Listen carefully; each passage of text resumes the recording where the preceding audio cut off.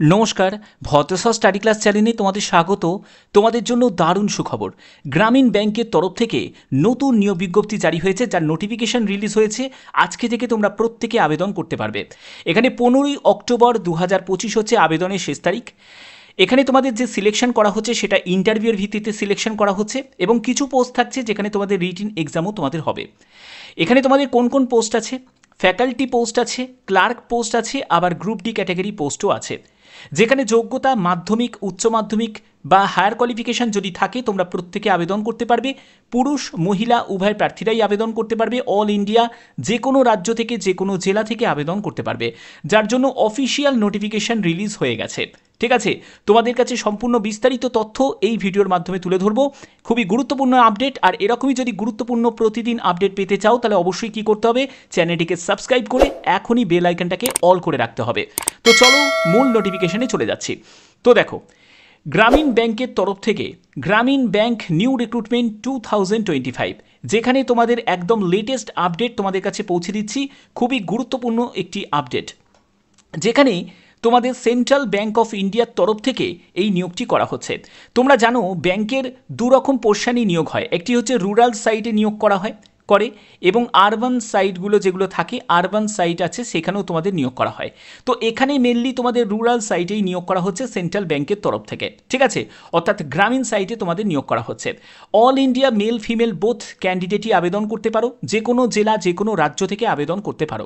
তোমরা কোন রাজ্য থেকে এই ভিডিওটা দেখছো অবশ্যই কমেন্টে জানাবে। যারা ওয়েস্ট বেঙ্গল থেকে তারা WB টাইপ করবে, যারা আসাম থেকে দেখছো তারা ASM টাইপ করবে, যারা ত্রিপুরা থেকে দেখছো তারা TRP টাইপ করবে, যারা আদার স্টেট থেকে দেখছো বা অন্য কোনো দেশ থেকে দেখছো তারা অবশ্যই সেই দেশের নাম উল্লেখ করতে পারো বা তোমাদের রাজ্যের নামও কিন্তু উল্লেখ করতে পারো। ঠিক আছে, পরবর্তী আমরা চলে যাচ্ছি কোন কোন পোস্টে নিয়োগ করা হচ্ছে। দেখো, ফ্যাকাল্টি পোস্ট আছে, অফিস অ্যাসিস্ট্যান্ট এই যে পোস্টটা দেখছো এটা কিন্তু সম্পূর্ণ একটি ক্লারিক্যাল পোস্ট। ওকে, এই পোস্টটা হচ্ছে ক্লারিক্যাল পোস্ট। অ্যাটেন্ডার যে পোস্ট আছে এগুলো তোমাদের গ্রুপ ডি ক্যাটাগরি পোস্ট আছে। ওয়াচম্যান, গার্ডেনার এগুলো নিয়ে স্পেশালি কিছুই বলার নেই, এগুলো তোমরা জানোই যে এগুলো গ্রুপ ডি ক্যাটাগরির মধ্যেই পড়ে। এছাড়া তোমাদের কাউন্সিলর এই পোস্টটাও তোমাদের রয়েছে। এবার চলে যাব কোন পোস্টের জন্য কি তোমাদের যোগ্যতা প্রয়োজন, তারপরে কিভাবে ফর্ম ফিল আপ করবে, সম্পূর্ণ ডিটেলস। তার আগে তোমাদের একটা ব্যাপার বলে দিই, এখানে কোনো রকম আবেদন মূল্য লাগবে না, সম্পূর্ণ ফ্রি অফ কস্টে তোমরা আবেদন করতে পারবে। ঠিক আছে, তো দেখো পিডিএফটা ওপেন করেছি। ওয়াচম্যান, গার্ডেনার এই যে পোস্ট যেগুলো গ্রুপ ডি ক্যাটাগরি পোস্ট, এখানে 22 থেকে 40 বছরের মধ্যে তোমার বয়স হতে হবে এবং তোমার 15ই অক্টোবর 2025 হিসাবে তোমাদের এজ ক্যালকুলেট করতে হচ্ছে। এখানে দেখো সপ্তম শ্রেণী পাস, তবে হায়ার কোয়ালিফিকেশান যাদের আছে তারাও এখানে আবেদন করতে পারে। ঠিক আছে, পরবর্তী হচ্ছে তোমাদের দেখো এখানে কাউন্সিলর পোস্টের জন্য যদি আবেদন করতে চাও, এখানে দেখো তোমাদের 45 বছরের ঊর্ধ্বে বয়স হতে হবে, 65 বছরের মধ্যে বয়স হতে হবে এবং গ্র্যাজুয়েশন যোগ্যতার এখানে প্রয়োজন আছে।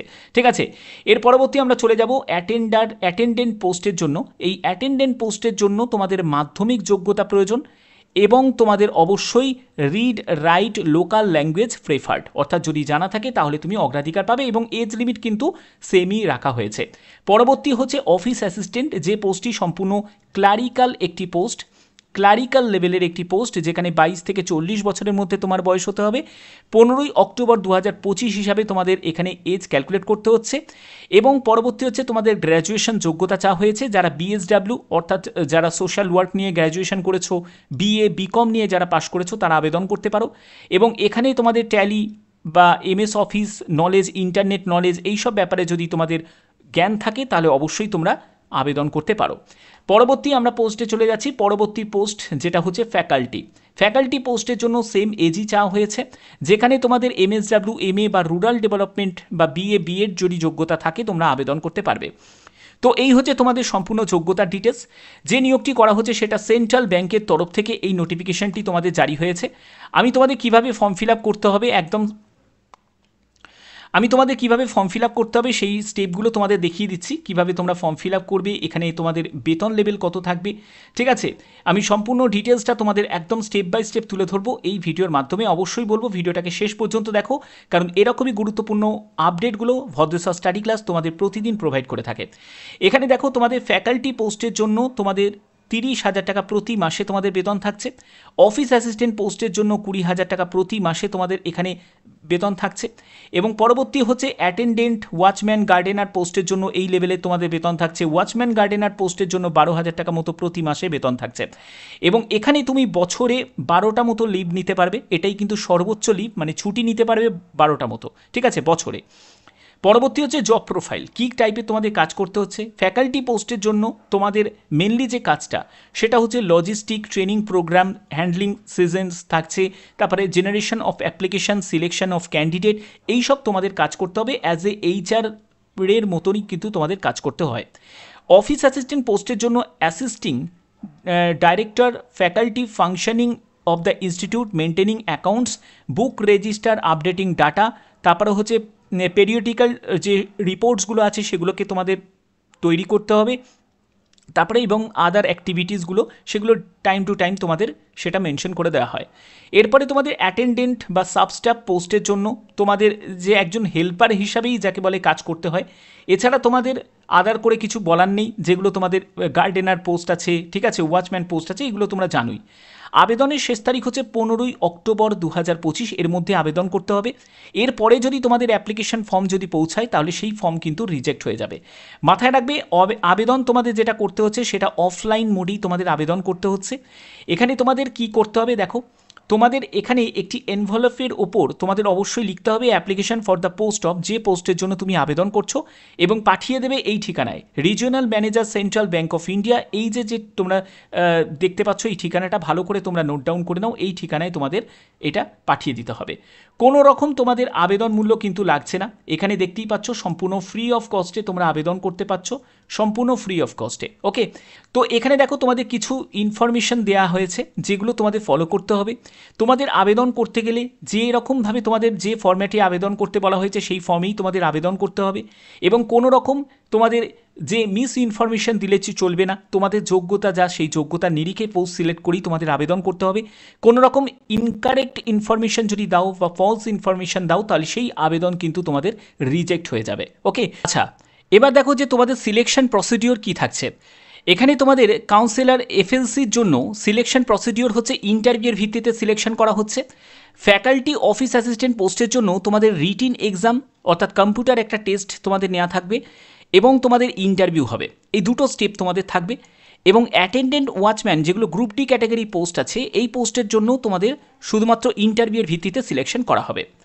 অর্থাৎ কিছু পোস্ট থাকছে যেগুলোতে তোমাদের রিটিন এক্সাম থাকবে এবং ইন্টারভিউ থাকবে, এবং কিছু পোস্ট আছে যেগুলোতে শুধুমাত্র ইন্টারভিউয়ের ভিত্তিতেই তোমাদের সিলেকশন করা হচ্ছে। আচ্ছা, আরেকটা ব্যাপার তোমাদের বলে রাখি, তোমরা যদি জানতে চাও যে ইন্টারভিউয়াররা কী টাইপের প্রশ্ন করতে পারে ইন্টারভিউতে, তাহলে অবশ্যই যদি তোমরা ম্যাক্সিমাম কমেন্ট করো তাহলে এই রিলেটেড আলাদা করে তোমাদের কাছে ভিডিও আমি প্রোভাইড করব। তার জন্য তোমাদের অবশ্যই ম্যাক্সিমাম কমেন্ট করতে হবে, তাহলেই কিন্তু সেটা পসিবল। এই রিলেটেড সেপারেট করে তোমাদের ভিডিও দেবো যে ইন্টারভিউয়াররা কী টাইপের প্রশ্ন করতে পারে সেন্ট্রাল ব্যাঙ্ক অফ ইন্ডিয়ার রুরাল সাইডে যে নিয়োগের জন্য যে বিজ্ঞপ্তি জারি হয়েছে তার জন্য। তোমরা অবশ্যই কিন্তু কমেন্ট করে আমাকে জানাতে পারো। ওকে, কোনো রকম কিন্তু পরবর্তী তোমাদের কনসিডার করা হবে না। এবার চলে যাব কিভাবে অ্যাপ্লিকেশন ফর্মটা তোমরা ফিল আপ করবে। অ্যাপ্লিকেশন ফর্ম ফিল আপ করার জন্য তোমরা দেখতে পাচ্ছ একটি অ্যাপ্লিকেশন ফর্ম। এই ফর্মটার আমি ডেসক্রিপশানে তোমাদের দিয়ে দেবো, সেই ফর্মটা তোমরা পেয়ে যাবে, পিডিএফটা তোমাদের পেয়ে যাবে, ঠিক আছে। তো এই ফর্মটা ফিল আপ করার জন্য প্রথমে একটি পাসপোর্ট সাইজের ছবি লাগিয়ে এখানে সই করে দেবে। এর পরবর্তী হচ্ছে তোমাদের এখানে দেখো তোমাদের ব্যাঙ্ক ওয়েবসাইটের ডেটটা তোমাদের মেনশন করতে হবে। তুমি যে পোস্টের জন্য আবেদন করছো সেই পোস্টের নামটা মেনশন করবে। তারপরে তোমার নাম সম্পূর্ণ ক্যাপিটালে, অ্যাড্রেস ফর করেসপন্ডেন্ট অ্যাড্রেস অর্থাৎ সম্পূর্ণ পিনকোড পর্যন্ত তোমাদের অ্যাড্রেসের ডিটেলসটা তোমাদের মেনশন করতে হবে। তোমার ডিস্ট্রিক্ট, পুলিশ স্টেশন সব মেনশন করবে। তুমি যদি একজন PWBD ক্যাটাগরি থেকে বিলং করে থাকো তাহলে অবশ্যই তোমার কোন PWBDর মধ্যে কোন ক্যাটাগরি থেকে তুমি বিলং করছো সেটা তোমাকে মেনশন করতে হবে। তোমার type of disability, percentage of disability সেটা মেনশন করবে।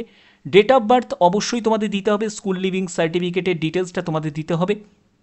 এরপরে হচ্ছে তোমাদের এখানে এজের ব্যাপারটা এখানে একটু ভুল দেওয়া আছে, ঠিক আছে। এজ 2023 নয়, এটা 2025 অনুযায়ী হবে, হয়তো কোনো জায়গায় এরা অ্যাপ্লিকেশন ফর্মের ক্ষেত্রে ভুল মানে জিনিসটা করেছে, ঠিক আছে। তো এই জায়গাটা তোমরা দেখে নেবে। অবশ্যই তোমাদের বলেই দিয়েছি যে 22 থেকে 40 বছরের মধ্যে তোমার বয়স হতে হবে, এটাই কিন্তু মেনশন আছে নোটিফিকেশানে। কন্ট্যাক্ট ডিটেলস হিসাবে তোমাদের মোবাইল নাম্বার, তোমার এখানে ল্যান্ডলাইন নাম্বার যদি থাকে সেটা দেবে, তারপরে তোমার মেল আইডি দেবে। এরপরে তোমাকে জেন্ডার মেনশন করতে হবে, তুমি মেল না ফিমেল। ন্যাশনালিটি অবশ্যই তোমাদের এখানে ইন্ডিয়ান টাইপ করে লিখে দিতে হবে, ঠিক আছে, ইন্ডিয়ান লিখে দেবে। এর পরবর্তী হচ্ছে রিলিজিয়ান, কোন রিলিজিয়ান থেকে বিলং করছো, হিন্দু, মুসলিম, খ্রিস্টান, বৌদ্ধ, তো সেই রিলিজিয়ান তুমি মেনশন করবে। ম্যারিটাল স্ট্যাটাস হিসাবে তুমি ম্যারিড না আনম্যারিড সেটা মেনশন করবে। তোমার ফাদার নেম, যারা বিবাহিত মহিলা তারা অবশ্যই, যদি আধার কার্ডে তোমার হাজব্যান্ডের নেম মেনশন করা থাকে তাহলে হাজব্যান্ডের নেম এখানে মেনশন করে দেবে। এরপরে তোমার পার্মানেন্ট অ্যাড্রেসের সম্পূর্ণ ডিটেলসটা কিন্তু মেনশন করতে হবে, অ্যাড্রেসটা কিন্তু খুব ইম্পর্টেন্ট একটা পার্ট, ওকে। এর পরবর্তী আমরা চলে যাচ্ছি, সেখানে হচ্ছে এডুকেশন কোয়ালিফিকেশান। দেখো, তোমার যোগ্যতা যদি মাধ্যমিক থেকে শুরু হয়ে থাকে তাহলে তুমি মাধ্যমিক থেকে শুরু করবে। উচ্চ মাধ্যমিক, গ্র্যাজুয়েশন, পোস্ট গ্র্যাজুয়েশন যা যোগ্যতা আছে সম্পূর্ণ যোগ্যতার ডিটেলসটা তোমাদের দিতে হবে। এখানে তোমার সাবজেক্ট কী ছিল, কোন বোর্ড থেকে তুমি পাস করেছো, তারপরে ফুল টাইমে পাস করেছো না পার্ট টাইমে পাস করেছো। এখানে কিন্তু একটা বেনিফিট আছে, সেটা হলো তুমি যারা পার্ট টাইমে মানে করেসপন্ডেন্সে পড়াশোনা করেছো তারাও এখানে আবেদন করতে পারে। এরপরে কোন ইয়ারে পাস করেছো, কী কী সাবজেক্ট ছিল, কত মার্কস তুমি পেয়েছো সেটা তুমি এখানে মেনশন করতে পারবে। এইগুলো কিন্তু তোমাদের এখানে দেওয়া আছে। এবং তোমার যদি কম্পিউটারে কোনো ডিপ্লোমা বা ডিগ্রি বা সার্টিফিকেট থাকে সেটাও তুমি মেনশন করতে পারো, এটা কিন্তু অপশনাল আছে, ওকে। এর পরবর্তী হচ্ছে তোমাদের যদি কোনো এক্সপিরিয়েন্স থাকে তাহলে সেই এক্সপিরিয়েন্সের ডিটেলসটা তুমি দিতে পারো। এর পরবর্তী চলে যাচ্ছি, এগুলো সবই কিন্তু যারা এক্সপিরিয়েন্স যাদের আছে তাদের ফিল আপ করার জায়গা, ঠিক আছে, যারা ফ্রেশার তাদের জন্য নয়। এরপরে একটি গুরুত্বপূর্ণ পার্ট হচ্ছে এটা, name and address two references, অর্থাৎ দুজন রেফারেন্সের নাম কিন্তু প্রয়োজন আছে, নাম এবং অ্যাড্রেসের প্রয়োজন আছে, যারা সিবিআই অর্থাৎ সেন্ট্রাল ব্যাঙ্ক অফ ইন্ডিয়াতে যারা কাজ করছে বা আগে কাজ করেছে, ঠিক আছে, তাদের। এবং তোমাদের ডিক্লারেশনের একটি ফর্ম আছে, এই ডিক্লারেশনের ফর্মের ক্ষেত্রে তোমাদের এখানে ডেটটা মেনশন করবে, সেটা তোমার ব্যাঙ্কিং ওয়েবসাইটেই পেয়ে যাবে। তারপরে হচ্ছে তোমাকে এখানে সই করতে হবে, তোমাকে এখানে প্লেসটা মেনশন করতে হবে এবং তোমাকে ডেটটা মেনশন করতে হবে, যে ডেটে তুমি অ্যাপ্লিকেশন ফর্ম সাবমিট করছো পোস্ট অফিসের মাধ্যমে বাই পোস্টে, ঠিক আছে। এখানে বাই পোস্টে তুমি আবেদনপত্র পাঠাতে পারো, সেটা স্পিড পোস্ট হোক বা রেজিস্টার্ড পোস্ট হোক। এনক্লোজার্স কী কী ডকুমেন্টস তুমি দিচ্ছ সেগুলো কিন্তু অবশ্যই তোমাদের মেনশন করেই দিয়েছি, তবুও বলে দিচ্ছি, তোমাদের শিক্ষাগত যোগ্যতা অর্থাৎ এডুকেশন কোয়ালিফিকেশানের সম্পূর্ণ সার্টিফিকেট থেকে শুরু করে তোমার মার্কশিট, ঠিক আছে, তোমার মার্কশিট, তারপরে হচ্ছে তোমার যদি হায়ার কোয়ালিফিকেশান থাকে সেটাও তুমি মেনশন করতে পারো, তোমার ডেট অফ বার্থের সার্টিফিকেট অথবা তোমাদের 10th অ্যাডমিট কার্ড যেখানে তোমাদের ডেট অফ বার্থ মেনশন করা আছে। এরপরে তোমাদের গভর্নমেন্ট আইডি প্রুফ, সেটাও তোমাদের লাগছে, সেটাও তোমাদের প্রয়োজন আছে, যেখানে তুমি আধার কার্ড দিতে পারো বা তুমি ভোটার কার্ড দিতে পারো, যে কোনো একটি ভোটার আইডি হোক বা তোমাদের আধার কার্ড হোক, যে কোনো একটি হলেই হবে, ঠিক আছে, গভর্নমেন্ট আইডি। এর পরবর্তী হচ্ছে তোমাদের যদি আদার্স কোনো কোয়ালিফিকেশান থাকে, মানে কম্পিউটারে কোনো যোগ্যতা থাকে, সার্টিফিকেট থাকে, মার্কশিট থাকে, সেটাও তুমি দিতে পারো। এছাড়া আরেকটি গুরুত্বপূর্ণ, সেটা হলো কাস্ট সার্টিফিকেট যদি থাকে সেটাও তুমি মেনশন করতে পারো। এখানে আরেকটা ব্যাপার বলে রাখি, এখানে কাস্টের জন্য আলাদা করে কিন্তু তোমরা ফেসিলিটি পাবে না, তোমাদের এখানে যা এজ মেনশন করা আছে সেটাই কিন্তু তোমাদের এখানে থাকতে হবে, ওকে। তো এই হচ্ছে তোমাদের সম্পূর্ণ ডিটেলস। পরবর্তী যেটি বলে রাখি যে এখানে যে নিয়োগটি করা হচ্ছে সেটা সম্পূর্ণ কিন্তু কন্ট্রাকচুয়াল ভিত্তিতে তোমাদের এই নিয়োগটি করা হচ্ছে, ঠিক আছে। এখানে কন্ট্রাক্ট হচ্ছে পিরিয়ড হচ্ছে 1 বছর এবং সেটা কিন্তু তোমাদের পারফরমেন্সের ওপর সেটা রিনিউ করতে পারে, সেটা যদি স্যাটিসফ্যাক্টরি পারফরমেন্স যদি থাকে, ঠিক আছে। আশা করছি ভিডিওটা ভালো লেগেছে। যদি এরকমই গুরুত্বপূর্ণ আপডেট পেতে চাও তাহলে অবশ্যই তোমরা চ্যানেলটিকে সাবস্ক্রাইব করে রাখবে, বেল আইকনটাকে অল করে রাখবে এবং যারা যারা তোমরা ইন্টারভিউতে কী টাইপের প্রশ্ন করতে পারে এই রিলেটেড যারা ভিডিও চাও তারা অবশ্যই কিন্তু কমেন্টে জানাতে পারো যে স্যার ইন্টারভিউয়াররা কী টাইপের প্রশ্ন করতে পারে, এই রিলেটেড একটা ভিডিও প্রোভাইড করুন। যদি তোমরা ম্যাক্সিমাম কমেন্ট করো তাহলে তোমাদের এই রিলেটেড ভিডিও আমি তোমাদের জন্য প্রোভাইড করব। এখনের মতো এটুকুই, ধন্যবাদ।